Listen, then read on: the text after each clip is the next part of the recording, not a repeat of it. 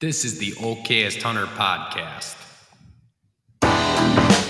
Never pass on shooter bucks, because that's just meat in the freezer. It's your tag, you hunt how you want. This is Okayest Hunter.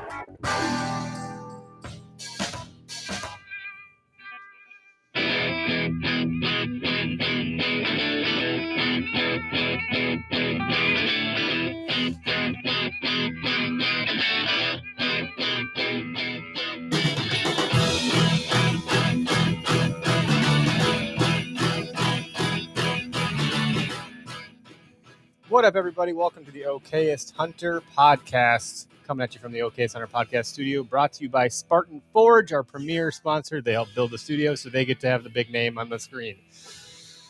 For those that aren't familiar, I'll just tell you what it is right away. Spartan Forge is an AI, data-driven deer movement predictability application. That's a mouthful. With some kick-ass maps and all kinds of other features. It's got all the bells and whistles. Yeah, the journal feature, we talked about that last time quite a bit. They've been now posting, and I've seen these way in advance, but they have a bank of people that have sent them deer that they've tagged and literally said, I would not have gotten this deer if it wasn't for your app. I've been hunting this deer for 5 years, and I finally got him. 4 years, and I finally got him. Really impressive stuff as to how they've figured all that out. So a lot of data from collared deer from universities around the country and Canada.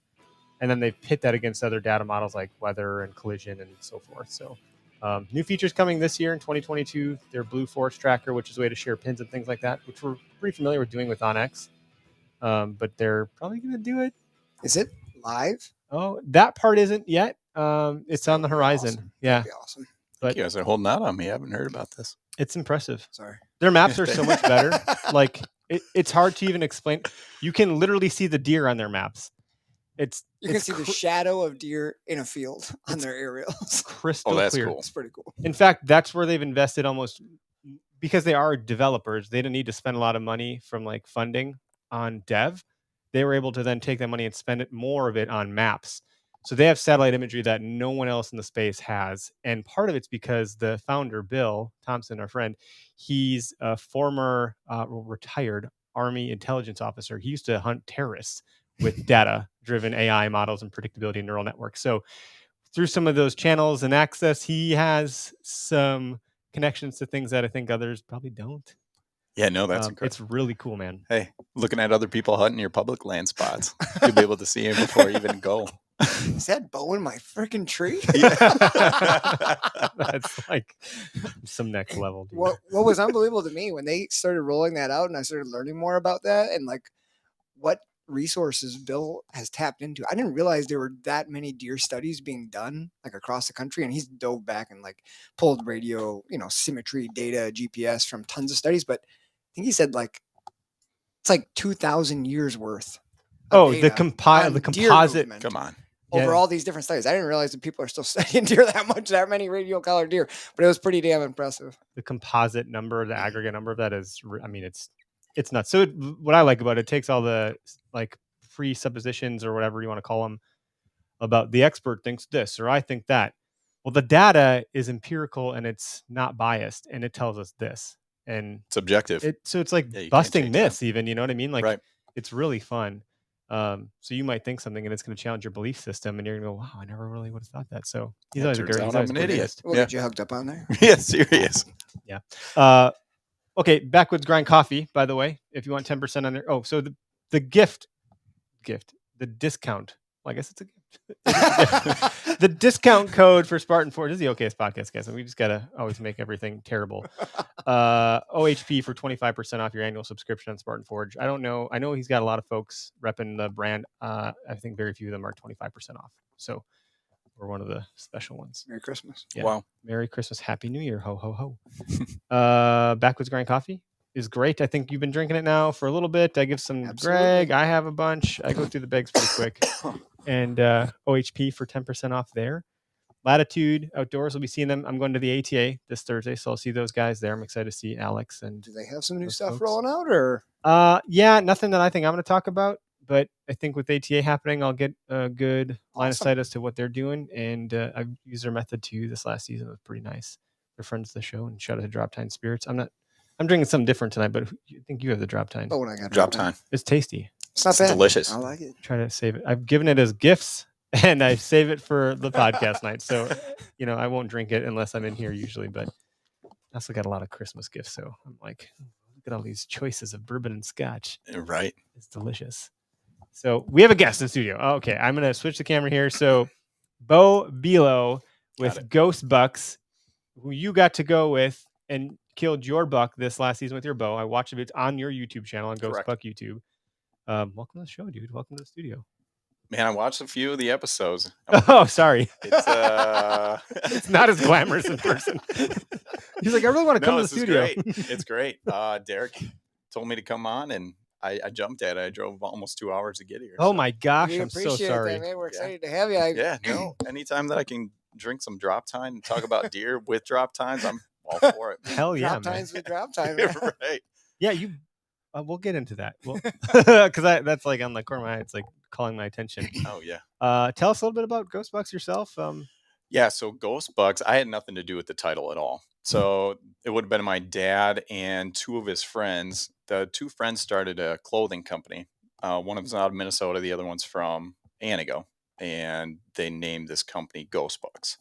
So to get that clothing line started, my dad started producing outdoor videos with these guys. They went in with hopes of starting a DVD collection type thing. Oh, sure. Compiled all this footage, didn't really do anything with it, and then kind of hit a snag with the clothing. And then so that's where Ghost Bucks came from originally. So kind of died off, and then my dad did some outdoor filming. We were on a couple of things on the outdoor channel, Awesome. and then now we're trying to bring it back. I just You've been got doing into it a this lot last of. year. You've been doing a lot of work this last year with a lot of the old footage and then your new footage. I know you've been really putting together a lot of video. Yeah, the new stuff is fun because once you start to edit things, you're like, you know what? I know I have this piece here too. Yeah, I really wish that I would have had this shot going into it, or I wish I would have told this story a little bit better to give people like, okay, it's not just I climbed up, I pulled up my bow, and I shot this deer. That's what I do. Yeah. Except for that last part. I don't know. I'm good at the climbing, the pulling. But no, it's fun, man. I mean, I'm having a blast with it, and I love looking back on the old hunts. I mean, I think we have 30 more hunts that I haven't edited yet. Holy cow. And you've released a bunch over the last few months. I think we have like 15. And I'm always on my dad's case. Like, dude, give me some more videos. Like, I just finished one. And he's like, another one? All right. Yeah. So it's cool. No, it's a lot of fun. Now, one thing about this guy, he's been working his butt off on these videos. He doesn't sleep. I'm not joking. I have that problem. He's got 2 little kids. Eric's obviously got 3. Yeah. But so I mean, you must be doing this stuff all night long because I don't know when you find time to make all that. It is pretty much, yeah. You gotta burn at both ends usually. Yeah. No. And video editing is it's not like you can just hang out and like put some music on and chill. Like you need to be focused because you need to hear what's happening, get the cuts. Absolutely. To the word, to everything. I mean, I like it though, so it's not at the point where it feels like a job where I have to do it. I mean, I do it because I want to do it. Like last night, my son was up 2:00 in the morning. I couldn't fall back asleep. I fed him, put him down, and I'm like, you know what? Might as well. Yeah, dude, good for you. Yeah, so I was on there for like 4 hours before I had to get up. Wow. Ouch. Yeah. And you got a day job, I presume. I do. Yeah. Yeah. So 2 hours. You drove down from Green Bay. Mm-hmm. Okay. Yeah. So are you? What else goes on up in Green Bay? Are you like doing any fishing or anything? No. I just wait to travel to go hunt. That's it. And then add a video. Okay. My hobbies include hunting and stuff related to hunting. Yeah. Take it, man. And that's about it. In the comments, Greg says, "What's up, gangstas? He's not here. He's sick."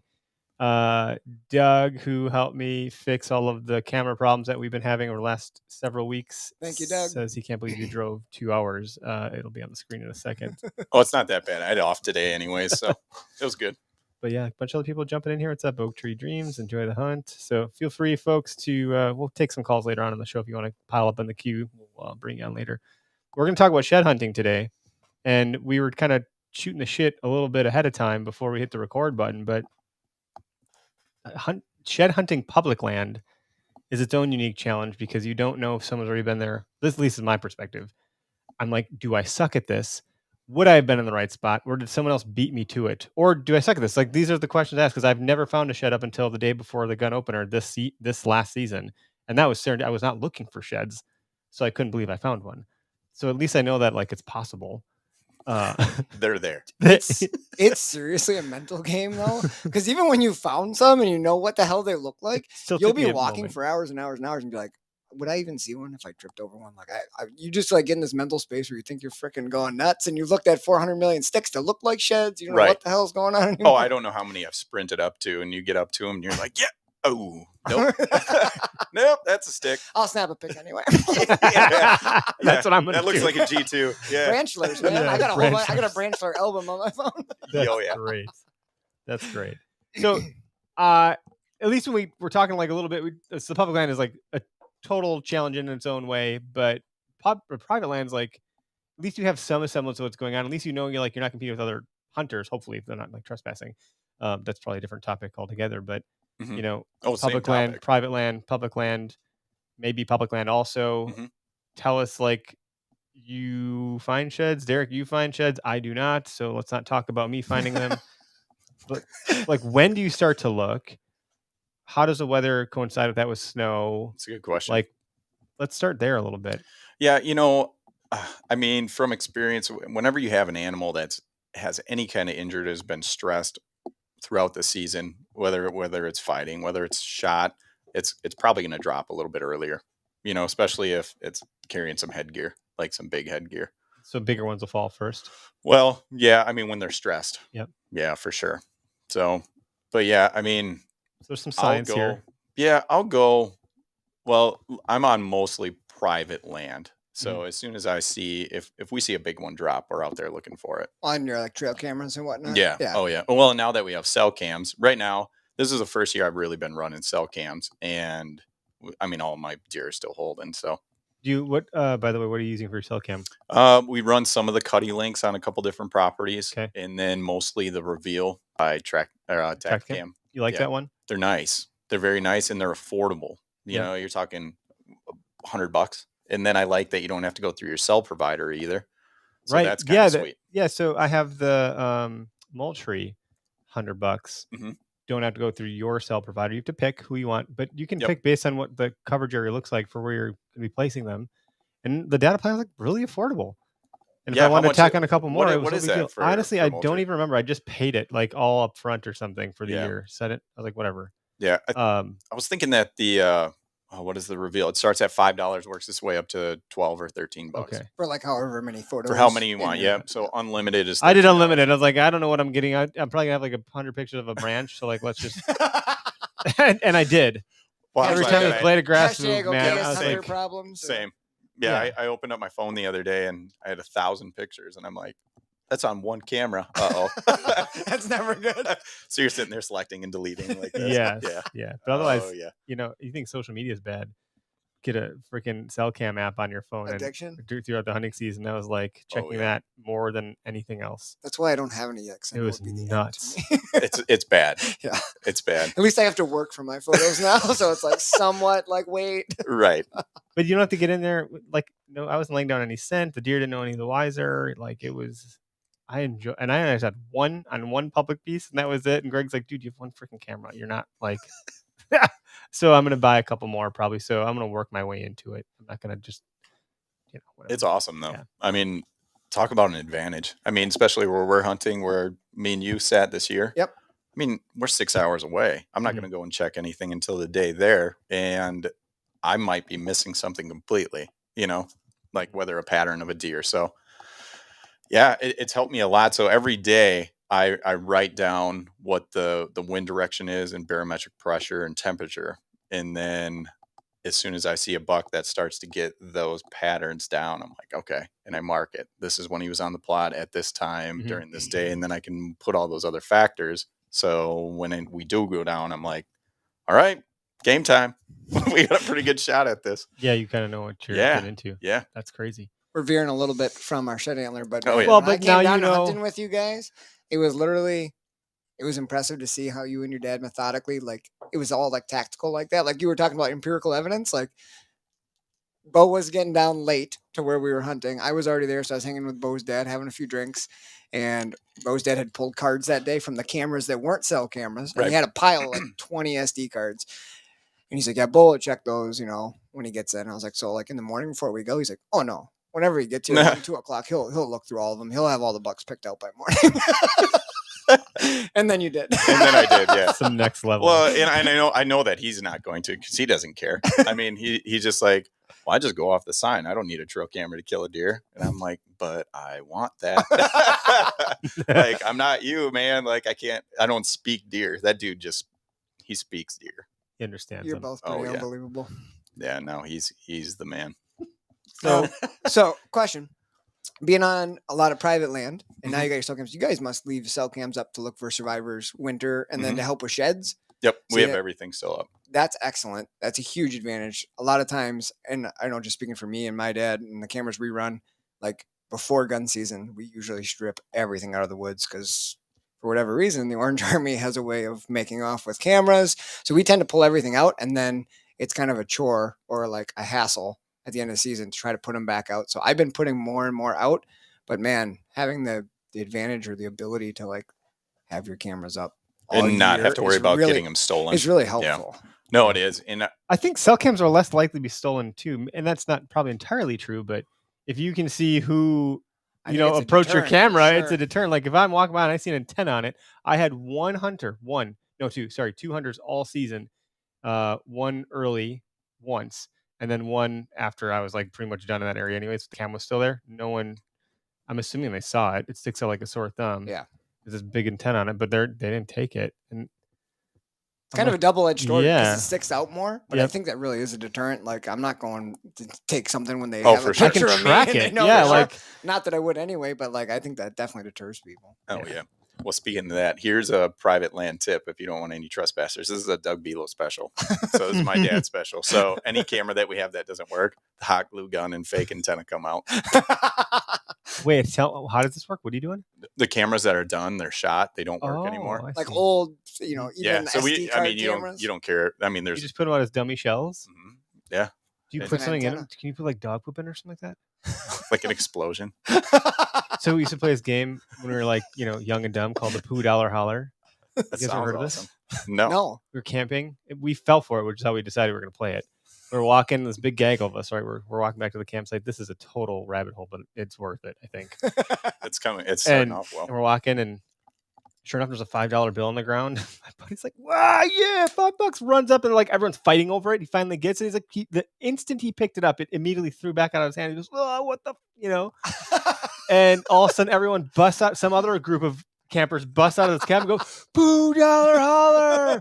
They were literally going around the campsite asking for dog crap from dog owners, taking dog poop, slapping on this bill, slapping it on the ground, and waiting for people to walk by and pick it up. And then when they did, they shouted $Poo Holler.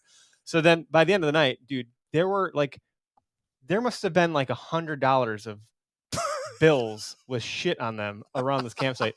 So then we proceeded to get so drunk that we kept falling for our own $Poo Hollers. Like, oh, there's one. Oh no, not again. And it went on for like the rest of the weekend. Like you just hear people yelling throughout the weekend. Yeah, we got to do that. Camping. So you could $Poo Holler them, so to speak. That is true. Hey, you're off in the summers. I am. Campground. There we go. Another source of income. I'll start keeping my singles. You just got to clean them. Another sourcing. Hey, those public school teachers, man, we need all we can get. There you go. That Illinois tag ain't cheap. That is right. That's oh my gosh. So completely rabbit holing again, but dog shit brought this up. This was many years ago. I was pretty young, maybe like 14 or 15 when my ma first started hunting. And we had made up north in National Forest, we used to make like log blinds out of the old dead logs. Sure. My mom had this spot set up in the cedar swamp, which is now called the dog shit stand for a reason you'll see. We made this little blind. My dad's hunting somewhere else. So opening morning, I'm like 15. My job is to walk my mom into her stand and then go to my stand. Well, we get to my mom's stand in the dark, and it freaking reeks. We're like, what? We look at the logs and it's like somebody mortared this fort with dog shit. I mean, 50, 60 pounds. Someone must have brought in buckets of dog crap. There's dog shit smeared over every surface. And there's a note pinned to the tree that says, I know you stole my stand. Have fun sitting in dog shit. And I'm like, She's like 55-year-old lady. Like she didn't see anybody stand. She's a saint. But Hey, like, she's a nice lady. Yeah. All 95 pounds of me. I'm like looking. So I would have cut down every. so tree. my mom's like, should I sit in it? I was like, no, don't sit in it. So I found her a spot a little ways away, but man, she was like crying. She was like all torn up, opening morning. She's so excited, and somebody dog shitted her. Maybe it was those campground guys. It's all coming Was there together. $5 there? Yeah. Yeah, it was Yeah. all stacked with dollar Yeah. bills. It's a $1 bill with the note. It's full of shit. Oh my god. Oh yeah, that's good. Yeah, but sheds, huh? Sheds. You ever find a shed with Sheds. Deer Deer poop. Oh poop, yeah, yeah. for sure. Yeah. All right, so I don't know. Like, when do you go? Like, March, is that too late? I know there's a shed rally. There's social media that's ruining it for people. We talked about that a little bit before I hit the record button too. Like you said, some dude in Nebraska finds one, suddenly everyone's into the woods. Like seasonality applies differently to different places. So Absolutely. I don't know when to go. Like if it was just up to you, nobody's pressuring the land. When do you think, like, let's talk about like Wisconsin, where we're at right now. Like, what do you think most of the deer are dropping their antlers? Majority of them drop. By early March, I would say. Definitely different when we go south, though. When we go down to Illinois. Mhm. Last year we were down there. I was just looking at the dates. It was over the 20th of March, and we had 6 bucks on camera that still were holding. Decent sized ones? Yeah, big bucks. Really? Mhm.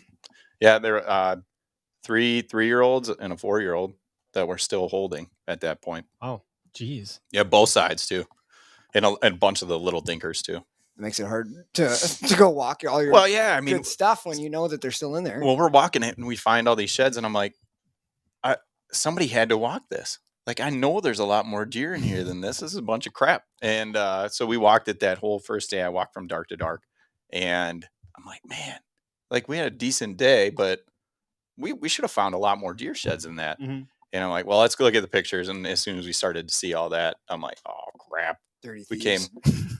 But what do you? Yeah, right. Somebody was in there, but then you're like, well, if you go any later though, the sheds will be gone that are in the woods. They'll be completely chewed to nothing. So The one that That's- I found had a couple bites out of it, but surprisingly, it was in pretty good shape considering it was November 20th or 21st, whatever the day was. I mean, the squirrels do a lot of damage to them. It kind of depends where you find them around here. If you find them up in Oak Flats, deer eating acorns. Absolutely. They get chewed up like crazy. But the pictures you were sending me over the last few years of what those squirrels do in Illinois, and those are fox squirrels. Mm-hmm. But I mean, they will literally eat a shed. Those Yeah. things Like a are big shed. They'll eat the whole thing. Oh yeah. Oh, it's freaking ridiculous. We got So- that new hoodie, the shed season hoodie with the squirrel. It's eating our logo. That's He'd be done with that That's- in a day. we've got a pretty so the first couple of years that we were down there, we walked this piece of property. It's a 50-acre piece, river bottom. Me and you sat there that one morning.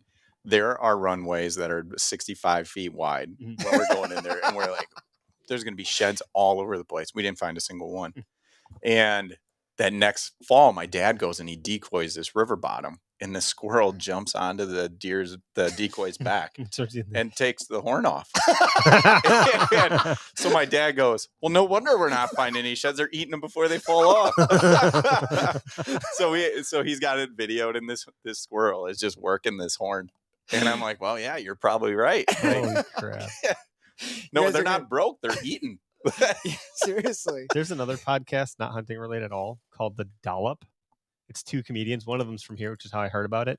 And I don't know. It's just like, it's American history podcast. And Greg's probably rolling his eyes at me right now because I've tried to make him listen to it in the car with me right now and again. He gets all pissy. He's like my wife. Greg, you can't what even else can I say? rebuttal right here. Yeah. He's not here. I'm gonna get it in. So I listened to this Dollop, and they like one dude knows the topic. He researched it like head to toe for like 2 weeks, took all these notes, and the other dude has no clue what the hell the other guy's gonna talk about, right? So they do this, and I should probably put the camera on me. I'm bad at that. So they have this show, right? And one of the episodes is called When the Squirrels Came.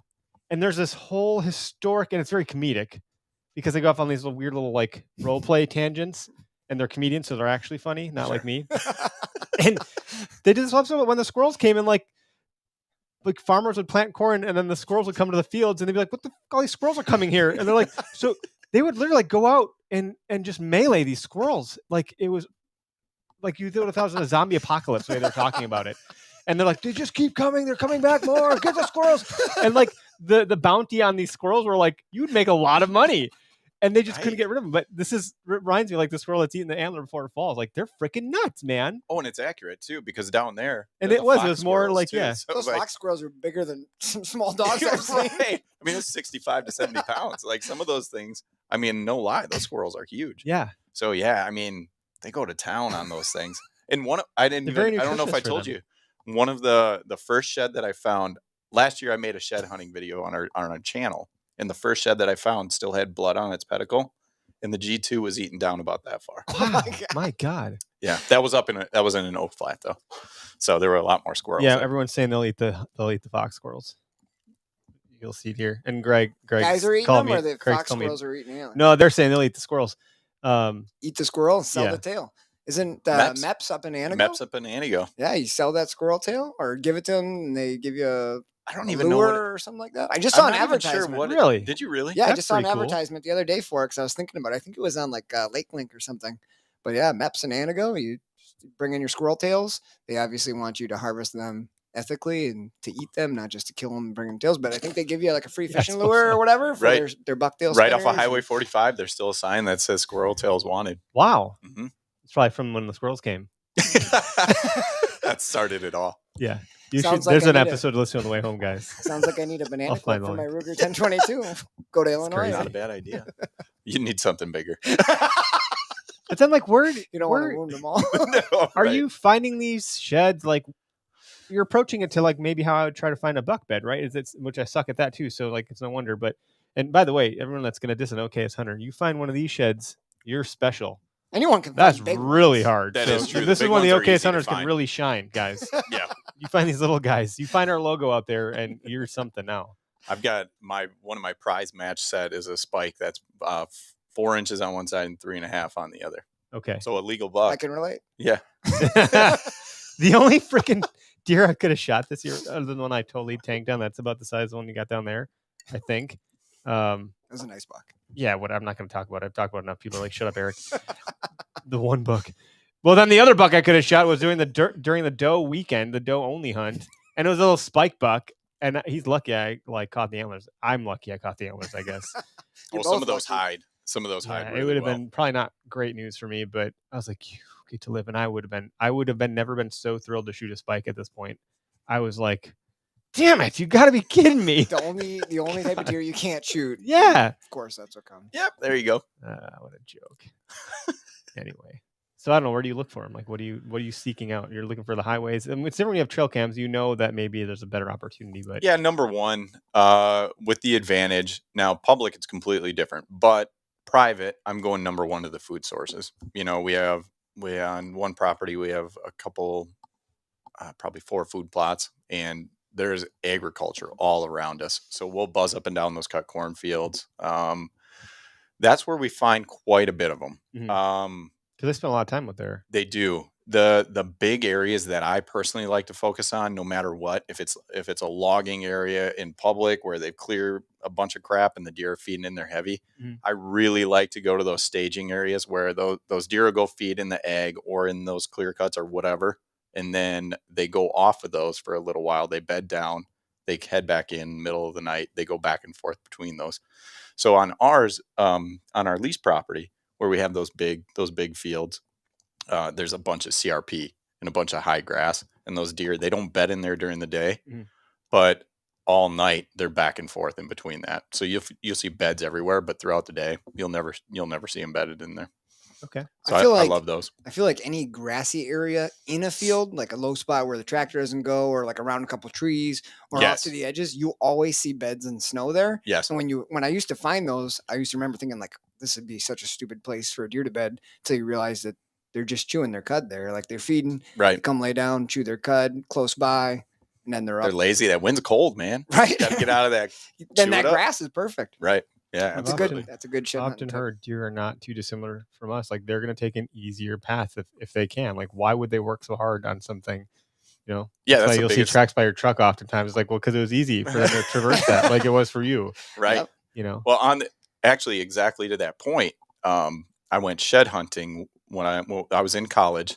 I parked my vehicle. I walk in, Didn't find anything. And I walked back out on the same exact footprints, and there was a shed dropped from the time that I came. And there was a shed Really? drop, fresh shed, in my boot tracks. And That's they ran right unbelievable. past my car.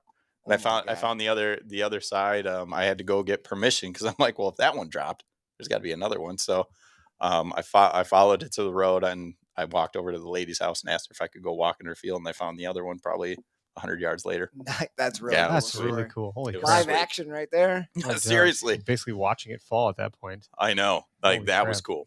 That was pretty cool. Now you read a lot of stuff about shed hunting and public land shed hunting and whatnot.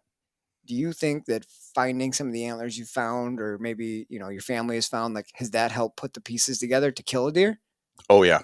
You I think think so. that's like has it helped you hunt that deer, or is it just like cool to have the shed? Like a lot of people just be like that doesn't help. Like, why don't you spend your time scouting instead of shed hunting? And I always thought it was kind of the same thing, but a lot That's of a good people point.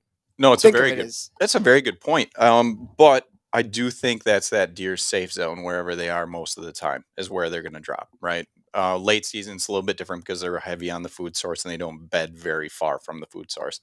But this year was testimony to it. So the buck my dad shot with a bow and a gun, and the one that my father-in-law shot, we have sheds to all of those deer. And where we found those sheds, it was probably less than 300 yards to each of the spots where they were arrowed. really, Hmm. and those were all big Those are all big deer. mature deer. Yeah. That's pretty incredible that they're that close to where you find your sheds. Yeah. Well, that was more on just a big sanctuary bedding area. But I mean, you could just key in. I mean, if you can find that many right together, I mean, No, you're on in a pretty good a spot. spot that the bucks like to be at. Right. There's obviously a reason for them to be there. Right. That adds a new level of excitement, I think, to just the hunt in general. If you have like history, tangible history with that animal, and you have that growth progression, and maybe not even just a growth part, but just having like 1 or 2 years of their sheds and then the buck. That's like a really cool, talk about finding a shed for the first time. Think about finding the shed and then the deer. Oh yeah. Like it's like finding a puzzle piece. Look, I found the other, how exciting. And just that, if you're like a nerd like my wife, you like to do puzzles, I can see that excitement on her face when that happens. So think about that for like a deer. It's magnified. Hey, when by you quite a bit. connect that final border and Yeah, you right. work on the inside, it's life changing. Yeah. Speaking of that, you're restoring antlers, by the way. What is this? Yeah, that so you're I've been applying my art services to the bone of the deer for a couple of years now. I don't know. I don't even Speaking of remember. sheds, I think I got into it because my mom is a shed dog. She's an unbelievable shed hunter. She's found more so when sheds. we should have her in the subject. She's found more sheds in the Okay. national forest up north than any person I've ever met in my life. Any more big sheds. Like, she's found some really big Yeah, ones. she's got some giant. We have, Beau's been up to the cabin before. We got the fireplace, and there's 3 fake skull mounts with sheds, 6 sheds, very big sheds. My mom's found 5 of the 6 of the biggest Wow. ones that we have. Oh yeah. One of them is a 177-inch set of antlers that she found shit. matched within 10 feet of each other. They do exist. She's low to the ground, so she's got an advantage. No, we always joke, though, because when you're shed hunting, I mean, you really have to be tuned in to looking in the ground. My mom doesn't do directions. Mhm. She has no idea. You She's could tell her to wandering. walk 10 yards that way. She couldn't. She wouldn't know which way she's going. I love her to death, but she'll tell you she doesn't do directions. So she constantly is depending. Like, she wears orange, and Dad and I, or whoever we're with, keep an eye on her. So she gets to focus 100% on looking, which she says makes a big difference. And I think she's right. But she found a couple of sheds. It started off with a buck named Herbie, really big 10-point set. And the squirrels had chewed it all up. Like, not off, but like Just all gnawed along little. the G2. The tip was still there, but they just chewed it. It was like super thin. Mhm. So I was like, oh, this is like such a beautiful set of antlers. I should try to fix these. So I just did some research and, sculpt them back. It's kind of in my wheelhouse, and then color them, paint them, whatever. And I don't know, I started doing a couple for our own sheds here and there. And then for a couple buddies, fixed one up for Beau a year or 2 ago, and working on Dave's bucks from Missouri, which he was on the show, told us the story. I'm working on fixing up his right now. So Wow. started with sheds. And Yeah, I now- saw some of the posts. I was like, this is pretty spectacular. Like, it looks Yeah, you've really seen 'em. legit. Yeah, thanks. I have one upstairs. Do you want it for practice? Oh, your shed? Yeah, we can get that colored up. That'll look like it dropped yesterday. The ones that impress me the most are the big sheds. Oh, the that moose. the moose sheds that you did. Those Yeah. are You unbelievable. repaired moose sheds too? I repaired a couple guess, moose huh? sheds. Yeah. Rebuilt and recolored a couple of those. And if you can't find fresh Oh ones, no, just we make thought them. we shouldn't be talking about this on the show. Someone's gonna like want to call you up for services. And also, I think my Skype line just dropped off, which means I can't take calls. But no one's calling anyways. So sorry, guys, gals. Yeah, I mean, they are very, very impressive. Thank you. The ones that you did. I always quiz people when they come over. I even tell them which deer it is. Hey, which one of these is fake? No idea. That's awesome. Yeah, wow, are you stupid? It's not that one. But sometimes I forget, and then I'm like, That would be hard. I I'll wouldn't have know. to call Derek. I don't remember anymore.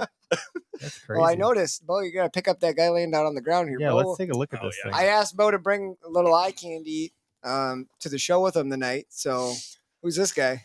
This is mine from this year. Shot him the same. If you guys tuned in, same one that Derek shot, same stand that Derek shot his off of. So nice 4-year-old deer, but yeah, he's needs some Derek work. He's missing that brow tine. Oh, he you does, said that huh? was a pretty good. I mean, It was a you nice obviously brow. have. Yeah. See Hold what's that nice. up this way here to that. Oh yeah. No, he was. It was a cool deer. It was a fun hunt. That was the. You want to hear the story? of Yeah, it? we got nothing but time. Yeah. Well, You I drove mean, 2 I thought- hours. You I better tell us didn't the even- story. I didn't put it all together until now, but I mean, we always do an okay as hunter moment, something that you messed up, beefed up that happened to you. Yeah. And I think this is a darn good example. You guys got to check out his video for it because you see it in the video. But I mean, these things happen in the woods. Oh, I think you yeah. should. Yeah, Explain what yeah. happened. Well, I had a couple of okayest moments there, but so it goes back to the first day with Derek when Derek shot his deer, and I think I was on maybe an hour and a half of sleep. So we do that. We celebrate that night, and then the next night, my father-in-law shot this giant 12-point, and so we also celebrate that night. Freaking huge. So the next day, I mean, I can barely open my eyes, and I go out hunting in the morning, and I'm like, you know what? Like, I want to sit all day, no matter what, for every day that I'm down here. So I'm like, well, I'm just gonna go and I'm gonna hunt the lease, and I'm just gonna go lay down for a minute. 2 hours later, I wake up and I panic. I'm like, I'm out of here. So I didn't even shower. I just run out and I get in because I know when those deer are going into the food plot. Mhm. And when we were there, they started at noon. They were there like all day. Huh? Yeah, and I need to be in there. So I get out there super late. I put out my decoy. I'm climbing my ladder, and as I'm climbing the ladder, I look out and 4 doe and this buck jump into the food plot while I'm climbing the ladder. And I'm like, oh, this is good. This is great. Yeah, no, perfect. And so they all filter in. I'm able to get up. I'm able to get my safety harness on. But there's a doe 15 yards away from me. I can't even pull up my bow. And this buck is working. He's 40 yards away. And then he goes back, luckily, back off the food plot. And so I'm able to pull up my bow, hang my bow up, put my camera on. I got my GoPro going, and he jumps back into the field. So I watched this deer for I think it was like 38 minutes, like on and off the field, back and forth. Is he And bumping does this He's whole with time? one doe. Okay. So he's with one doe, and for the majority of it, the doe is, the property on the south side of that fence, and it's running around, and you can hear other bucks back there chasing her. And this buck is just like pinning her, like, nope, can't go this way, can't go this Just way. keeping all those other guys away. Yep, just can't do it. And then, so all of a sudden, this buck jumps, or the doe jumps back onto the food plot. Buck comes in, and they're like 70 yards out. And all of a sudden, to my west, or to my east, a doe snorts, and 3 adult does go right past my decoy at 10 yards. And I'm like, okay, this is cool. Like, this will work. And as soon as that buck saw that, he started to make that doe want to move and chase her again. So he puts his nose to the ground and just chomp, chomp, chomp. And she ran right where the other does did. So this is where the okayest moment comes in. So I was shooting a lot. I shot actually that day, and where that big buck went, I'm like, I gotta shoot 60 yards. So I'm practicing out 60 yards, boom, boom, boom, and I've got a pretty good group going. And so I come to full draw on this deer. He's 40 yards away, closing in. He gets to about 37, and I'm at full draw already. And my elbow hit the tree just enough, and my release went off. Oh So gosh. as The I'm tree following behind you, the right? tree behind me. Negligent discharge on your freaking bow. Yeah, so it was accidental. Like there was a moment I like blacked out because I'm like, What? whoa, I didn't do that. Yeah. Yeah, what happened? just happened? And I'm like, oh crap, that's not good. And so, like an idiot though, I practiced drawing because when Derek was sitting there, I saw his elbow hit the tree once when he was drawing back on that first deer that came in. And I'm like, man, all right, I got to practice drawing back. So I practiced drawing back and I hit my elbow. And I'm like, you got to step forward on the platform. That platform's like 20 inches. You have plenty of room.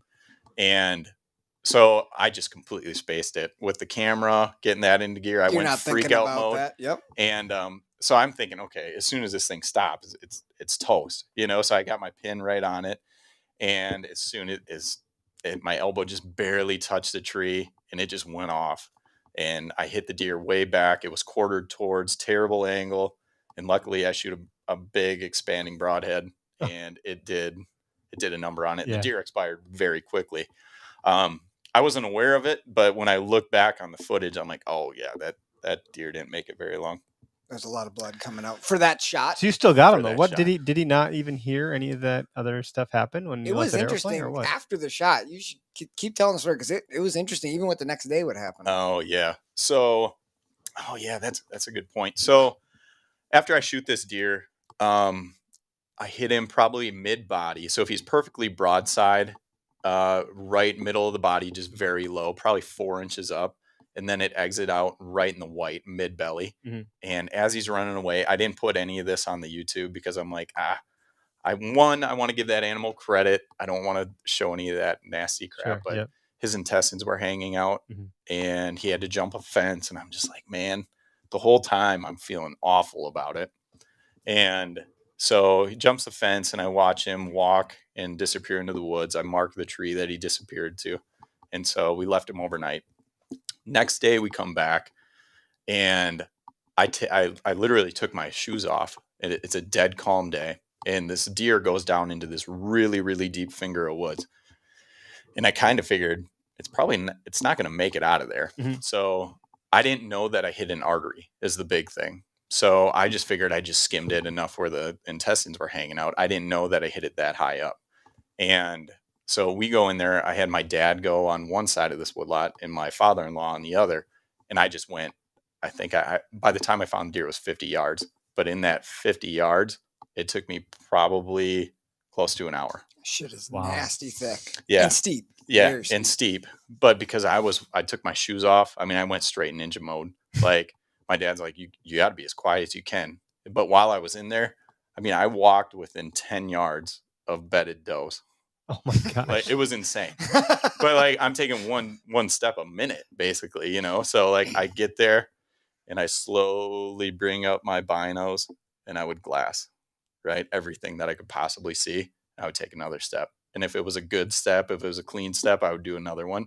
But if I stepped on anything, if there was any noise, out of there. So anyways, down the trail, I get to this deer and I can see his rack sticking up. I'm like, oh crap.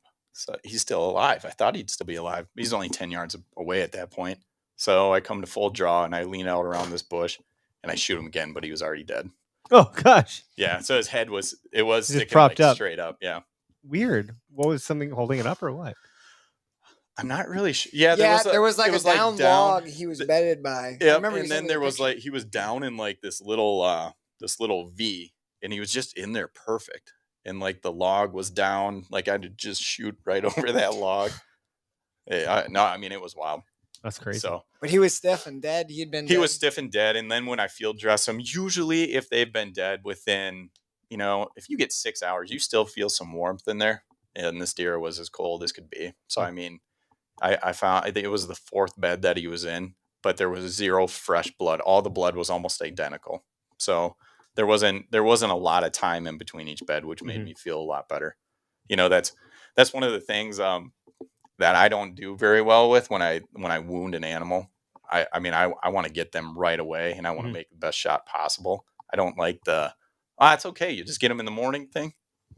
I don't know. It just doesn't sit well with me because I mean that deer's out there and it got an arrow in its guts or whatever it is. Not a good feeling. Not a good feeling. I shanked the shot on that guy, but I hit the femoral artery and he died in like a minute or something. It was Oh, quick. yeah. But I very thankfully and luckily hit that artery. If I hadn't, I don't know what would happen. That's the kind of Right. stuff that happens, and sometimes you're lucky. Yep. And it works out. Most of the time. And for me, I was like incredibly confused. I was like, how did he die? What happened? Like, did God just like help me out or something? Like, Tripped him while he's running what is away. going on? I thought for sure he was just like bedding down for the first time. Right. And I was like, gonna get another arrow in him, and I was like, he's dead. I was just like, what? Anyway, yeah, you get some like big artery like that, and it's game over. Oh, yeah. It They bleed don't out. last very long. Yeah, I mean, I wouldn't either. I get shot in the toe. I would just let Yeah, I'm done. Just Yeah. come First on. bed. They are Right, some put the tough nuts, animals, yeah. man. They're tough. I mean, Dude, there's like trail cam pics of freaking bucks walking around like half their back off of them. I'm like, See those? what Yeah, is the deal, man? These things are nuts. Do they live after this? Like, how the hell? I saw a post the other day that somebody had shot a deer that must have been shot during bow season in the bottom of the heart, and it healed. Oh my god! Like one blade. to Yeah, the bottom. one I think blade I right saw through that the one. bottom of the heart, and you could see it. Like there was no more bloodshot on the entire heart. It was crazy. Yeah, like they're tough animals, man. That's got to be so painful. Our And buddy- they For real. just deal with it. I know my dad shot a deer in Kansas, hit it. I mean, you watch the video back. I didn't put that one on the channel yet. He hits it perfect right through the heart. Yep. And I mean, we're following this blood, and there's blood 4 foot wide, and we see this deer running off, and it is shooting out of both sides. The deer lived 8 hours. What the hell? Yeah, How he is had to that end up possible? shooting it Yeah, 2 we more had one like times. that we shot for guns. We called it the zombie deer to this day because it just wouldn't die. Yeah. Like, dude, come on, it's okay, let it go, Just give up. buddy. Like, Right. Yeah, I think at the antlers over there somewhere is a little guy, but I think it was actually an older deer at the shitty rack. Actually, Where'd you get those scrub ones like that? yeah, just a public land, whatever hill country buck out in Prairie du Chien area. So Our buddy Dave shot one a few years ago. It was interesting. Hit it bow season. Thought he smoked it. Arrow didn't penetrate much. Ended up getting one lung. They blood trailed it for like 800 yards. Couldn't find it. He was tore up because he thought the deer died. And on the same farm that he had permission on, guy shot it first weekend of gun season, chasing a doe, hauling ass across a cut cornfield. The broadhead was in its lung. The lung was all blackened up and shriveled. On one lung, thing had lived 4 weeks and was chasing a doe full balls to the wall across the field. Man, that's wild. Unbelievable that that's Yeah. possible. But They're he so literally tough. had photos of it. I couldn't believe it. My uncle hit a deer one time in Kansas. It was quartered away. I mean, and I know that he hit it perfect because we have video of it as it was 3 days later. And this arrow is perfect, lodged into the offside shoulder. And it was as it was standing, the deer was very sick, but this is 3 days later. And as it was there, the arrow must have been resting on the top of the heart because it was going like this. It Holy was crap. twitching. You can see the fletchings You can, move or yeah. something. No, you could. The whole arrow was. And that deer lived 3 days. Yeah, I mean, we never found it. We never found the deer. Yeah. wild. So what are you doing with these sheds when you find them? By the way, back to that real quick. Trophy Decor? case. Yeah, trophy case. Dog bones. Yeah. Are they little ones or what? Yeah. I usually don't allow dogs to do it. any kind of shed is a trophy. It doesn't matter if it's a spike or what or a 70-inch side, My dogs 80-inch got to side. wherever this one went. I know I saw that. Yeah, they got to it. Yeah, which is fine. I think this was the inspiration for the logo, but whatever. Oh yeah. No, Uh, similar. But yeah, no, I have got a lot of mine just kind of displayed up around in my basement. My buddy's dad has a deer farm in Waukesha, and I mean he's got an entire basement full of sheds. Oh, I would imagine. I think there's big business in sheds in general, like for home decor, lamps, like chandeliers, hmm rustic stuff for like all the stuff you see at the big box stores and things like that. And they just are cool to have around the house. They really like rustic it up really quick.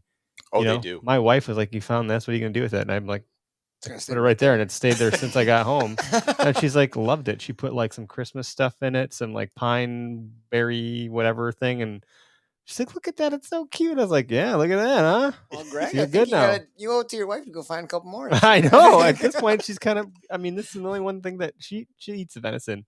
She's not a big fan of venison, but the shed she seems to really like. Now that she could do without, though. That's why it's down here. Yeah, So. that's our house too. Yeah. But yeah, you should. Derek's cabin, he's got them displayed pretty cool. My dad, yeah. Yeah, that's pretty sweet. He's got a cool setup there. The dog chew thing is interesting because I think there's almost more money in dog chews. To Dude, be there's honest. $40 for something like 6 inches. I had to unfollow. I'm like, $40 freaking dollars? Are you kidding me? So They I'm last a long secretly time, but- obsessed with moose. My buddy Lane Yeah. turned me on to it. Beau's been to Boundary Waters moose shed hunting. We just I love do the Boundary stupid thing Waters. for Oh my moose God. sheds. I love them. I just think they're so flipping cool. I got one really cool brown one that I'm just wild about. I touch it, hold it, I snuggle sometimes. But I had to All unfollow the time. this TMI. page on It's Instagram all the called Yellow Dog Sheds. This guy goes shed hunting with his yellow lab. Okay. They find they're in Maine, a lot of moose in Maine. Yeah. They find these big, huge, beautiful brown paddles, stuff my dreams are made of. And he takes videos of him bandsawing them up, just cuts them all up, sells them for $40, $50 a piece because that moose is Probably sells it for more than that. Moose bone's huge, right? Yeah, So yeah. a little chunk. He's selling Little them. chunk, yeah. So that one antler, he's probably making $400 off of. Cut it Wow. all up. It's wild, man. I What? mean, even the ones at Cabela's for just the training. I mean, you look at $30-$40 for an antler Yeah. and a small antler. There's a company, Dog Bone. Jeremy Moore. Yeah, Jeremy. So we actually bought one of his training videos back when we had a bloodhound, and it was pretty effective. It was like he really seems to know his stuff now. Tyler, actually the co-founder with OKS Hunter with me, he's a dog trainer. Yeah. I don't know. Maybe it's a small community, smaller than ours. I'm sure they know each So other. but he developed a product that was like rubbery, but looked like an antler because he said that if the dog gets so excited they run up an antler, if they run up and they poke themselves, they're done shed hunting forever. They're not going to do anymore because they just associate that with severe pain. And it makes sense, scares them right? or whatever. So like he developed this product that if they run up on it, it's not going to hurt them, so they don't get scared of that. And then he found some scent that smells like antlers and concentrated that, so then you could put it on there so they could be trained to shed. He literally Right. has products for training dogs to shed hunt. Yeah, is that scent? What is that scent? Is that the pedicle, like the I wax think that's ring? what they use because those deer have glands on their forehead for when they're making rubs and stuff. And I think that's the scent that gets on there is that wax ring, and then you got a little bit of that. And then I don't know what the preorbital is down by their eye. right, don't I know forgot their what it is. forehead The would be. forehead, whatever. Who did that post of the gland in the hoof? It just made its way around social. Like all I saw for like a week was a freaking doe hoof or something like that, or buck hoof, where it was like this gland in the hoof. Yeah, that's Like, don't touch it; it's stinky. I was like, when a deer stamps its foot, when Yeah. they get alert that doe's about to bust you, right? Yeah. And she's stamping her foot. You watch any other deer that comes along when they get to smell that that? spot. They do They go not on like that. high alert Yep. immediately. I did see that happen. I was actually with Greg when that happened. A doe stomped us out, and then a buck came and he stopped dead right where she was. And they probably won't cross. And that he track. didn't. He No. didn't. Nope, But he hung out there for a good, Especially a good mature minute. deer. Not a chance. No. Yeah, they know. It's pretty Wow, what cool. a fascinating network of communication these animals have between Right? scent and just communicating a little bit. That's Now wild. I learned something new when my buddy Adam AP shot a beautiful buck up in Wisconsin this early October, and we went up to help blood trail him, and we ended up calling in a dog. And I always assumed that the dog followed the blood trail, but the guy said that the dog is following that particular individual deer's hoof gland. That's what it's following. That's That's why I it didn't know doesn't that. matter if the rain. Yeah, that's what washes the blood post was away. talking about. Yeah, which I don't know, just stupidly assumed. Oh, It's it's blood. blood. They're following the Yeah. blood. Right. No, not following the blood. That's why so many other dogs besides, I don't know, just bloodhounds. People. I always wanted to get follow my blood, bloodhound but to it's do just- more stuff, and then we didn't have him much longer. I thought that was interesting. I don't know. It's fun to watch that dog work sometimes. Whatever. But like work is relative. We would hide treats on him. I do that with my dogs now, and they don't get it. The bloodhound was like a cut above the rest, man. That dog, he could smell shit. Yeah. He could smell The shit. Like, on YouTube, the Maine Woods guy, he's a Maine guy, does a lot of deer Yeah. hunting, but he does a lot of moose shed hunting with his dog. Watching his dog work, I mean, they use the wind, right? Come up into the wind through these Mhm. clear cuts, and he can tell exactly when that dog first picks up the smell of a shed. Oh, yep, she smells one, and she might follow it 300 yards and loop and loop and loop, and she'll find it. That shed could be 6 years old. come on, That dog can what? still That's smell it. wild. 6 It will years old. smell an old What shed is it buried that in the they're moss. smelling? It will go up and it'll be able to smell. Right. That's what I When don't you get. pick one up, I though, don't get that. when you pick up a 6-year-old moose shed in the moss, you'll be able to tell. They freaking reek. Well, that What is do they true. reek The ones like? that you They found up there reek. were Oh. pretty gross. They probably The fresh smell like ones mud. The old ones smell. They Yeah, smell. Right. Oh, this is moose sheds. Yeah, these are Oh, moose yeah, sheds. yeah, But like, yeah, what yeah, is it like at that point? Like, so that skull right there, I buried in the ground for 9 months, dug it up, cleaned it out. Jeff Genke helped me deal with that, and we, cleaned all the stuff out. and I put some. I did a terrible job with this. It looks I pretty good. taped it Looks and I fine. spray painted it flat white, and then I put some wood stain on the antlers, to, like bring them back to life, a little bit of color, which was his idea, Jeff's idea. And dude, I was just so jacked. My first deer mount ever. I just want it in the house now, but it stunk so freaking bad. I was like, Yeah, they're gross. when is the smell gonna go away? I think I might have even sprayed it with bleach, which someone said not to, but I'm a very impatient human, so like I kind of didn't care. And here we are. And it's fallen. The kids got to it. The dog got to it. There's like the nose bones all busted up now, whatever. But yeah, it was like my pride and joy for a long time until I have this one now. So now a real deer on the wall. It's a beauty, man. But there's a lot of story behind this one. This is the one that famously my buddy Joel sniffed out of the woods. So yeah, talk about dogs smelling deer. My buddy freaking smelled that deer. There's a After you shot whole weird thing, dude. So like we have It was this. dead when he smelled it. Yeah, we have this like it I've got done that. it was perfectly confusing. Like where and when I shot it, like lined up with some other dude that just happened to be in the area. So then we just assumed that he then shot my deer, and I didn't get it. It was like a 120-yard shot. I was sleeping. Sounds okay. I woke up Hey-o. and I'm like, oh, there's a deer, and the deer's like, there's a hunter, which has happened before. Oh shit. And I'm like, you are not getting away. I have a rifle. This is not going to end well for you. I'm like, Were you this- like? all I had to do is sit up and rest on a knee. I had it perfect. I was just lean back a little bit. I sit up, rest on a knee, then rack another, 3 shots at this deer. I'm like, well, I have no idea if I got him. I just couldn't tell. And then I go over there. I couldn't find any blood. Couldn't find a deer. Like what? I was like, what happened? Well, then where my buddy's brother was hunting, he's like, I heard some noise over here, but then I saw a hunter. So it's just very confusing. It was Sunday. We were like going to head back soon, and couldn't find anything. I couldn't find anything. I was like, well, I must have just missed. Right? I must have just missed. So I go back to the truck, and not 1 minute after I put my vest on, which is why we all wear vests now. It's our lucky charm. You will not get a deer if you don't have a vest on at deer camp for gun weekend. So I get back to the truck. I put this fucking vest on, and ring, ring, ring. My buddy Joel says, I just found your buck. Like, what do you mean you found my buck? Like, I didn't hit a buck. I don't think I got it. He's like, no, this is Oh, your really? buck. Ooh, tell me And more. I was like, how'd you find it? He goes, well, I was walking back and I smelled a buck. So then he's like, I get my rifle ready and I start smelling around, and I see it. I see the buck. He's like, there it is. I see the buck. So he's like, I'm going to shoot. But then I realized it's a dead buck. And then I realized that must be Eric's buck because he knew where I was hunting. The spot. Nice. So then I cool. get over there, and sure enough, That's there's fun. 3 rounds in it that he dug out all 3 bullets. They're So you my hit it 3 bullets. times? Yep. I got it all 3 times. It died. It was just very confusing with how it all kind of laid out. It's crazy how the mental part plays such a huge role. Yeah, in totally deer recovery messed sometimes. everything up. But yeah, so it was one of those things. So that's the deer that Joel smelled out of the woods. That's a cool story. Like- That's really cool. So now the vests are like you have to have them if you're in our deer camp, and maybe Joel will smell your freaking deer. But he's the first guy that if someone gets a buck, he's gonna go get that gland and rub it on him. And he had a buck charge him when he had some other buck scent gland on him, and then he shot it at like 5 yards or something crazy. Yeah, don't try that at home. It was nuts. I was like, "Are you kidding?" Well, it even says on the bottle of some of those, don't apply this to your clothing. Yeah, he had a buck come at him.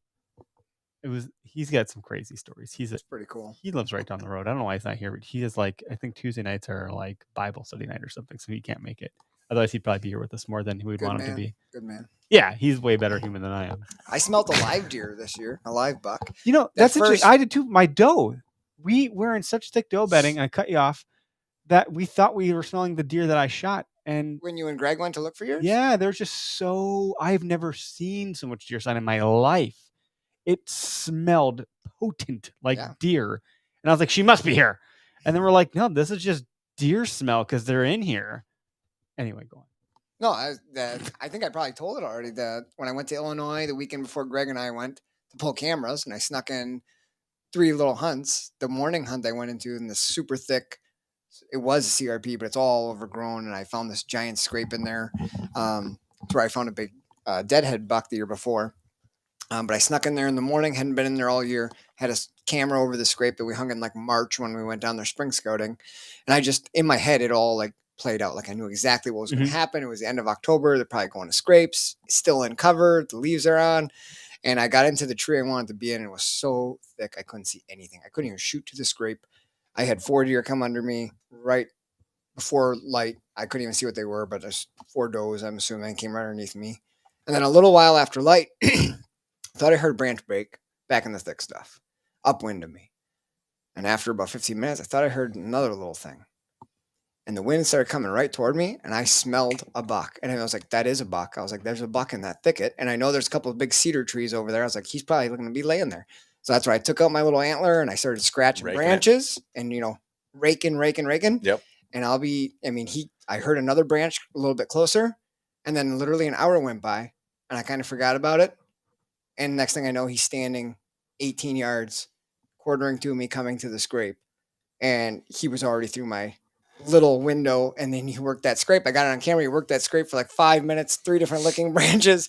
And as he was about to come back, I was at full draw. I went to move my video camera with my elbow to get him back in the frame, and I accidentally let down. And he just turned around and walked away. That guy's an idiot. Yeah. Totally. Because I'm like, here in my brain, what I thought about since I hung that camera, it all went exactly as I planned it. Except for me shooting it. And you smelling him versus seeing him. Yeah.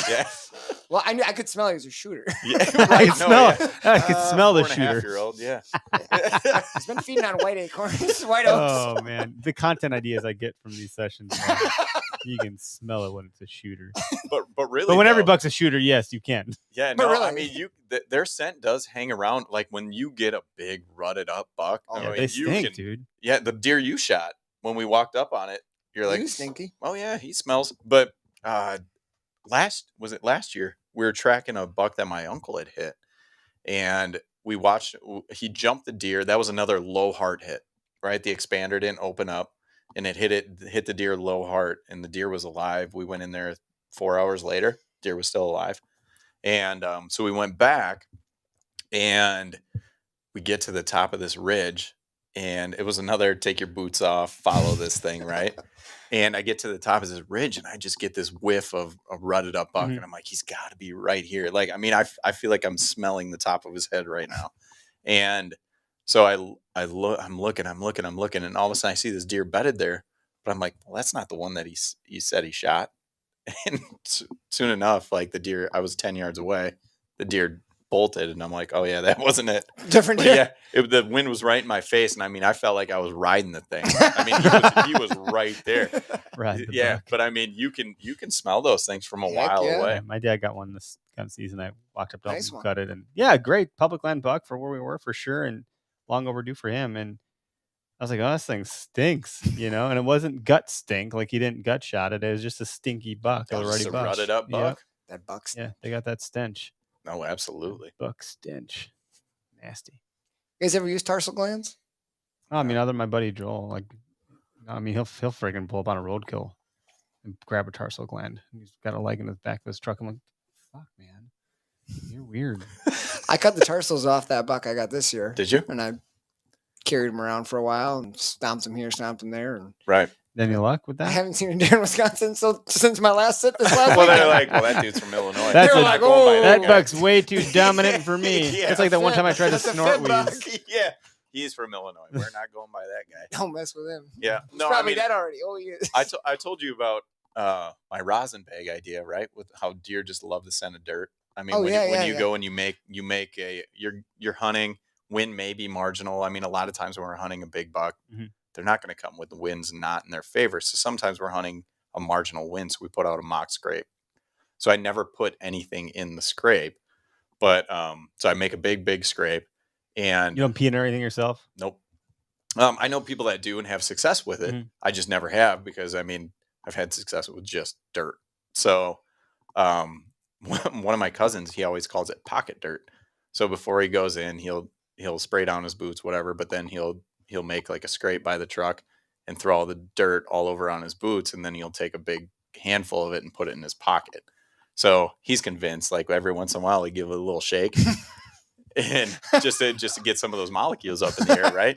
So get I'm things like, moving. Get the earth moving. Get the earth moving. So when I was in college and I was hunting and I walk across this fresh scrape. I mean, you could tell it was fresh. Because dirt does have a pretty distinct smell. Like when I scrape up, I'm like clearing the leaves around a tree or something like that or whatever, you smell dirt. Oh, yeah. Yeah. Pretty crazy how accurate So- it smells like that sense of. I'm like, man, should I really smell like dirt Right. if I'm up in a tree? You know, is that confusing to an animal? Maybe confusing enough. Right. Yeah. No. So I was I walked past the scrape, and I mean, it was fresh enough where you could see the pee in the scrape. Oh my God. And I scooped that sucker up, right? And I'm taking this. I didn't Piss and quite all. do that. Yeah. Rub it in the beard. Yeah, I didn't have a beard at that point. I've been working on it for 5 years prior, and I still couldn't get it. So I put it in my pocket, and so the wind is blowing this way. I decided to get down, and I went like this. So if I'm like, well, this is really stupid. Like this stinks a lot. Like I'm getting rid of this. So I'm walking to this other stand, and I'm doing this, and so I had 3 other bucks. You're emptying your pocket out. I had 3 other bucks follow me to that stand right where I was. And I'm like, I need some pea dirt. So I'm like, I need to put this in a rosin bag for like pitching. And I'm just going to tap this sucker as I walk in. It's going to be like a drag trail. There you go. Yeah. That's interesting. I mean, I heard Yeah, get crazy you some pea dirt. stories of Exactly. guys scooping dirt out of one scrape, bringing it to another property, or taking licking branches. But then Right. that's a But pretty good so idea. Yeah. who did I have on? I had on Rich Cook with Cook Fatal Attraction Deer Sense a number of years ago, and I'll never forget his episode because, well, not that I forget everyone's episode. Like I won't forget yours. A terrible wink. But I remember he uses like actual deer scent, like from real bucks, because he has a deer farm and he uses it for scent. So he'll like go collect pee when these bucks are in rut, and it'll literally be dominant buck piss from like a rutting buck and so forth. He'll get the non-dominant bucks too. And he had said it like, if you're gonna lay down the scent, don't just do it the one time you go hunting. Like start laying it out in like July or August.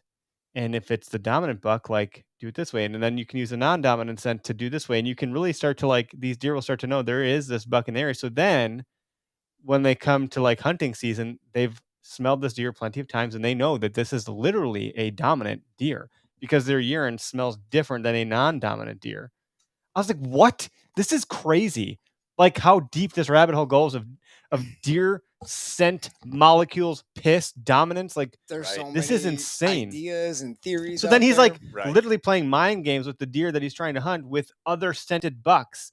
And you have to introduce a scent long enough ahead of time that it's not going to be like, whoa, where did frickin' this dude come from? This ain't normal. Right. Like, Then you go into your pea samples, and okay, I got 5 months of pea. So my early season pea is going to be different than a mid rut pea. So I got to have a September dude, it's pea, crazy. an October Like, pea, November pea. and that's just one topic of the Yeah. whole thing. So someone's like, oh, you deer hunt? I'm like, don't talk to me about deer hunting. I know I'm the okayest hunter, but the amount of shit that I know is stupid. Okay. You're Gotta scooping be a up. sponge. You're scooping up scrape dirt for your rosin bag, and you're getting letters in the mail that says the 8-pointer is not the father. Darn it! Oh, that's great. There's a Troy Pottinger. Yeah. who's been around in the whitetail thing forever. Mountain hunter out in Idaho, I believe. But he's got a whole scrape business that he does where all year long he's putting sex scents and scrapes. See, okay, so right. And what I listen to all this stuff, and I because I eat up everything whitetail, it's very similar. And You gotta start taking what it comes down to is it doesn't matter what the hell you put in a scrape. If the scrape's not in the right spot to kill a deer during daylight, it don't matter what you put in it. If it's just out on here and there, it does not matter to me.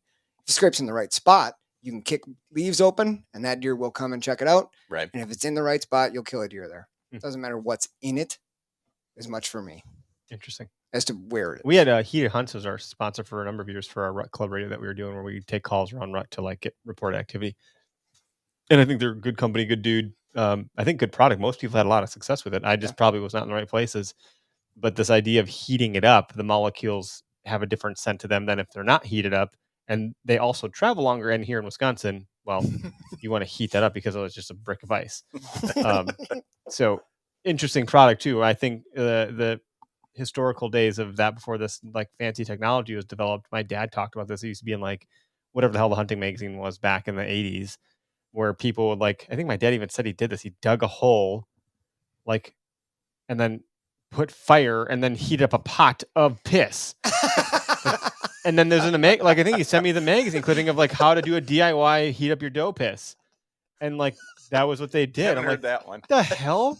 I like it. So though. then this contraption makes a lot of Doubles as sense. Tea. If you're cold, you just have a sip of that. It's a You throw a shot. little pine bough in there. But Yeah. the stuff we Yeah. do to like try to bring these animals in, there's no end here. Oh yeah, It's and limitless. it never will. I mean, there's no So- way.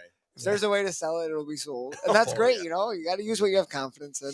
Oh yeah, and I mean, with the whole scrape thing too, I think there's ways to make the opportunity. You said if the scrape's not in the right spot, there's different ways to make that scrape in the right spot too, right? Whether it's bending over a sapling, tying it off, on a pretty good runway or a pretty good corridor. I mean, there's ways to do it. Absolutely. It's cool. I don't know, people. How do people find your YouTube? If it's a ghost bug, like how are we gonna find it? Just kidding. Don't make It's it a that great hard. question. We're all I mean- dads here. We can make terrible Yeah. jokes. I mean, maybe on the search bar, I think. Did you see? What was that? There's like some meme or like a video of like maybe it was a commercial. I think it was the commercial. It was the insurance commercial. Of like don't turn out like I love parents. those. And it was like, what kind of fish are those? And the guy goes, I don't know. He goes, don't be so coy with me. Get it? They're koi fish. I was like, I mean, that's "Yeah, I a would good do one. that." Yeah, that's a good one. I think Progressive does the ones. Yes. Don't become your Yeah, I they're really, great. I'm so stupid. I love those. I'm becoming. I'm like I telling make a them, lot like, of weird be quiet. grunt That sounds. commercial's Yeah. that Record in and of this? itself Record is this? that in and of itself is part of the. this is the worst part. Yeah. But I'll get down and change like a kid's ever. I'm like making all these weird sounds. I'm like, why am I doing that? Yeah. Like, I don't need to make that sound. But it just starts to become a natural thing that I think my dad used to do. Now I'm doing it. I think it's an age thing. I don't know. Yeah, I'm becoming my parents. It was about 3 years ago, 4 years ago. Did you see the epiphany you just had? No, this is back to the piss comment, to be honest. But It was about 3 years ago when I so- first realized I was becoming so my dad. my wife has two obsessions. It used to be purses. She loved to buy purses, Okay. like used ones, and then she would take better photos of them Repurpose them and and sell then them. sell Cool. them Yeah. and make a little money. I was like, hey, cool, Yeah. that's awesome. So she always had tons of purses, and she loves insulated cups for whatever reason. I don't know, like Starbucks like a cups. Yeti? Just like she has so many freaking cups. Okay. But anyway, the purse thing. It was like hunting season. She was like, hey, I'm thinking about buying this purse. Like, it's kind of expensive. I was like, I'm not going to buy another purse. And she's like, I was thinking about it. And I just had this moment of opinion. I was like, I just spent $25 on a bottle of piss from an animal. I was like, go buy that purse, babe. You deserve it. You know what? Just It makes bought sense. The purse makes sense. $20. Yeah. You can put things in it. I was I'm going gonna to dump this on the ground. I can carry my dough piss in the purse. I It would have might been work better out. off spreading dog shit on that $25. I don't know what it Put is. it Then in I a was like, campground. I'm like, hey, honey, smell this. Like, she's like like, I this? don't want to smell that. And I'm like, where are the dogs? Thinking I'm about like, in the dogs to smell it. I'm like, because it's like, I just it's $25. That Like, smell everyone right needs to to smell you? this. Yeah. Right. The dogs are going nuts. She's like, this is getting ridiculous. You saw my dogs for like, maybe, Oh, yeah. I don't know if dogs I are put it away humping or the not. couch. It's like worse than catnip. Oh, God. I sprayed some on the cat. Why's the dog chasing the cat so much? Oh, cat's an asshole. I don't know. Dog needs a workout. We're trying to get him on the fitness plan. There's a lot of applications for dough piss these days. I like the Oh, teapot idea. Yeah, we just got a There you go. Ring doorbell. It's like it's like a trail cam to me. Oh yeah. Yeah, I knew you guys were here before you were here. You don't even have to ring the damn thing. It tells me you're here before you ring it. I don't know what the point of the We ring got is. one of Who those in cares? the front yard. Yeah. Yeah, I just put it in. We don't have the actual doorbell. We just have the camera. Oh, okay. So I just get like. That's what I mean. Like you don't even need the doorbell part. No one's ringing it. So anyway, I had another ring, but it had to be hooked up to like the stuff, the actual wires, Oh, and then right. I couldn't figure it out. It didn't like work. So that one's gone. We got the battery one now. I hung an actual trail cam in my backyard the other day. I have. Over a break. I'm like thinking about putting my cell cam out. I was We got a home, lot of with, I coyotes was around home here. with the kids, and there's a bunch of deer in the backyard. It's like city property where there's Yeah. like an old landfill. And every day we're going out sledding with the kids, and there's fresh deer tracks every day. And there's a pretty big set of tracks. I was like playing it off like it was my kid's idea. I was like, oh, Gus, you want a trail camera? See what's back here? Do you need a new And one? he was like, nah, not really, Dad. I was like, I'll go get it. Oh, So- shoot, they're all so I out. went and got it. Honey, we need another one. Yeah. Well, the wife did tell me that I could get another one if I put it in the backyard. Oh, so there you now go. I think I'm due. But I put one in the backyard, and then when I showed the kids the pictures, they thought it was pretty cool. Holly Bunch of- sent me bunch of a awesome. picture of a deer across the street yesterday, and I was like, "Is it a buck?" She goes, "Well, I don't know. I sent you pictures. I'm looking like Shit, I can't tell. I can't tell if it's a buck. It looks like it could be a huge buck or just a doe. It's just Go with buck it's then. one of those Definitely a in-betweeners, buck. I'm going to show it yeah. to you guys as a test to your woodsmanship because I think it's a doe, and the branches just happen to form what looks like a buck. I'm gonna share it later to social or something, be like buck or doe, and I actually don't have the answers, so like it's anybody's guess. I No, don't know. seriously, I'm asking you. Right. Is this a buck or a doe? Because I'm like, well, how do you not know? And then she sends me a picture. I'm like, Jim, I can't tell. I don't know either. I guess I understand now. So It's like when guys post a picture of their deer and they're like, what do you think it scores? They're like, I already know, but like, what do you think it scores? yeah, I don't Doesn't freaking know. matter. Yeah, Like you already won. You like, know the yeah, answer. We're Yeah, yours is- already taking second. Like, You this just is want to yell stupid. no at us? Yeah. You're wrong. this one is a real nice buck. That's a dandy there. Look at that. This is fun. That's pretty I don't like. I would have a hard time ear mounting this. I mean, clearly I'm on that. That was my first one ever though, so I had to do Eric, it. sometime you'll have to see Beau's basement and you'll understand why that's a real mount. Okay, well, we can go see Beau's basement at some point. I don't mind. You know, one of my goals for which my wife, I don't know if I told about this goal yet, but the goal for 2022, and she may or may not be. She's not watching. She doesn't care. Is to do more traveling for the podcast and for just hunting in general. So last year I did my first out of state hunt ever, Heck Pennsylvania. yeah. It was a short one, Which, but yeah, but I didn't even consider it because it was just so fast. And all of a sudden I was like, oh shit, I guess I did an out of the state hunt. I didn't even realize That it. was I it. drove 10 hours, hunted 10 a day, and hours. came back. That John Denver is full of shit. And I was like, oh, okay. So Jared, our buddy Jared Norwood, who's down in Arkansas, he's like, dude, you can come here any time and shoot a hog. And he's like, I have every weapon you need. And we have all the hogs in the world. Do So it. like come here and shoot a hog whenever the hell you want. You don't have to worry about any timing for that because if you want to hunt the deer, we'll Yeah. figure that out too. And I just put in preference points for Wyoming. So Levi Carey, who hosts the Pull and Feathers podcast, heck yeah, man. Greg and I did a 3-way call with him. I had to specify the word call. And he helped us figure out like where we had to do all that stuff. Every state is so different. It's With very like, confusing and navigating complicated. How to apply, and I was looking up the other day. I don't know. I've always wanted to do a mule deer archery hunt. Mhm. Like early season high country would be amazing for me, and it's the only season I can get off and hunt because it usually opens in August in like Mhm. Nevada and Utah. And I'm like, Okay. teacher, yeah. go back in September. I got August, so I was looking at that. But oh my god, looking through the regulations for those states, I'm like, there's like 85 units, It's and nuts. everyone Unless you requires know a someone. different number. Oh, Okay, that's- that was an exaggeration. But like, either way, There's like 23 yeah. units, Mhm. and like everyone has different amount of points. Yep. Some of them are open, Sure. some of them are closed, limited entry. Oh, Private versus I public, need to dude. talk it's- to somebody. So who if knows you what they're do doing. want to like our like podcast network, like I guarantee we know someone in the state you're trying to go to that will be helpful for you. yeah, if anybody guarantee knows early archery mule deer, let me know. I'm interested. Well, thanks for guesting with us today, dude. Yeah, thanks for making the drive, No, buddy. man, it's fun. Yeah, a bit of a 2-hour trek back. This will be done by the time you get home, Yeah, no, which is it's good. fine. But in the meantime, you can listen to that dollop episode with the squirrels. Pretty great. They don't sponsor us, I promise. I just think it's great. I wish I could be as funny as those guys. Yeah, There's a they're my reason favorite they- episode I ever heard from them. The first and favorite episode. Well, there's a couple, but the first one was the Domino's Pizza one. So you're listening to it, and it's like 1962, or they'd say they just announced the year, and it was not. It was like 1920 or something like terrible. And they talk about this kid, and his mom gave him up for adoption because his dad died of stomach something or other. Like he's picking up black, and like, well, that's normal. Because back then it probably was, and he had like the freaking flu or something from the original pandemic, and then the dad died, and then the mom gave the kids up for adoption, but then she picked him back up, and then she gave him to adoption again. They're like, "Are we gonna stay in the orphanage? Are we gonna stay with mom? I don't know. Oh, what are we gonna do? And then they eventually, the mom takes him back again. Well, then this kid like joins the Marine Corps. He joined the Army, but it was actually the Marines. He didn't know. He joined the wrong service. Like what a fucking idiot, right? And then somewhere along his life, he buys a pizzeria from some random dude for like $100 or something stupid, right? You want to buy my pizza shop? And they're like, oh, sure, okay. And then he buys it. And then you're like, what am I listening to? Like, what is happening? Why am I listening? Well, then so then this It's guy's like like 3 doing hours this in. pizza Yeah. stuff, right? And then they start doing deliveries to college towns.